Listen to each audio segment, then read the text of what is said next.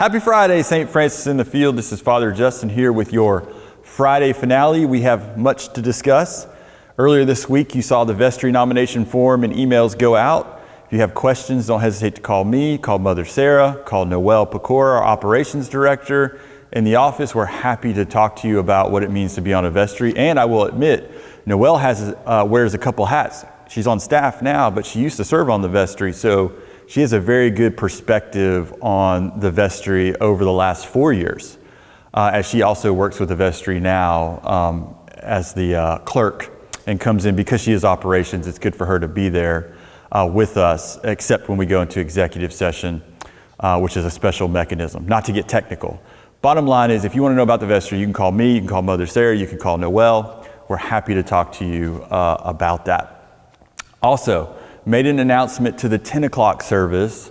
The service time is changing by 15 minutes. And I know it was received with applause, and I think this is a great thing because a good problem that we have is over the last several Sundays, we've been very full at 10 o'clock. So people are coming in, and even when they get there on time, they're trying to find a seat. We're trying to scoot in. So we moved the service time 15 minutes. People from the classes can take a deep breath. We can mingle, get to know somebody, find a seat, and be still. And the only thing I want to encourage all of us at both services to consider is, yes, we love to talk, and church is a community.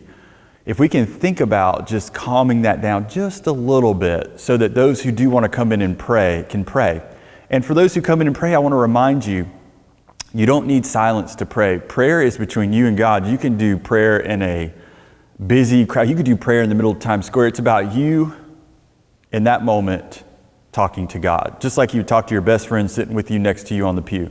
I don't say that to dismiss your hopes and dreams of complete silence. I say that to say that the world has always had noise, and one of the things that we can even learn to do is to be in prayerful mode. And to those around you, and to those who do want to visit, I do encourage you to calm that talking down just a little bit so that we can create that space for us to get ready for worship together, to be in that joyful spot. So just consider that. But the big thing is, service is moving from 10 o'clock, 15 minutes to start at 10:15. The announcements will start a little before that, and we'll move through. Now, prayer. If you have any prayer request, call the church office. Email Jenny at stfrancispvb.org. The reason being is we're going to ask you if you want to be on the Sunday morning prayer list or if you want to be on our intercessory prayer list. Here's the difference. The Sunday morning prayer list I know is the one everybody wants to be on. We read those names out, except when there's a baptism, once a week. Now, people may take their bulletin home. Our recycle boxes tell us something different. What I want to encourage people to consider is asking to be on our intercessory prayer list, which is through St. Francis Cares and our prayer ministry. Those go out to Paula Fowler, who emails them out to a whole prayer team who's praying daily for you. So if prayer is what you're looking for, that side of our prayer ministry is much more regular than having your name read out on Sunday morning.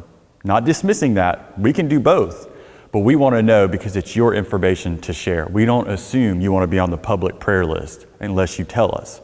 And the reason we want you to start calling the office is so that we can have that conversation and that we can better facilitate names getting to the right location or both, depending on what you need. So any prayer requests whatsoever, call the office, email the office, let us know, and then we're simply going to ask, do you want to be on the Sunday morning public prayer list? Do you want to be on the private prayer list, the intercessory prayer list, or both? And if you're on the public prayer list, after a period of weeks, your name falls off. And then we just wait, and maybe your prayer request is not needed anymore.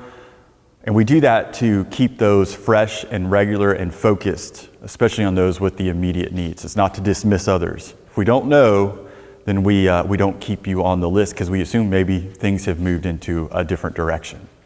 Last but not least, we need candy. Our youth are doing a wonderful trunk or treat for Dreams Come True. These are children in very interesting and hard circumstances. We have a very personal connection through our parish to Dreams Come True. Our youth have taken this on. They did this last year. We need candy. We need lots of candy. Look for this on Sunday morning. Look for this handout. It has a lot of great information, great resources. We need this candy by next Friday. So we need it all by next Friday. So I need you to be generous, St. Francis. I need you to dig in, and we'll make this announcement on Sunday. I need you to bring so much candy you overwhelm children. Bring so much candy and help our youth put their best foot forward in bringing life and joy to children who are suffering with illnesses, who have received hard news about their future. Come and take part and help us love those children.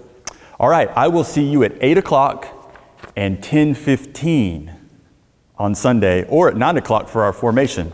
Unabashedly Episcopalian, Wired Word Bible Study. See you then.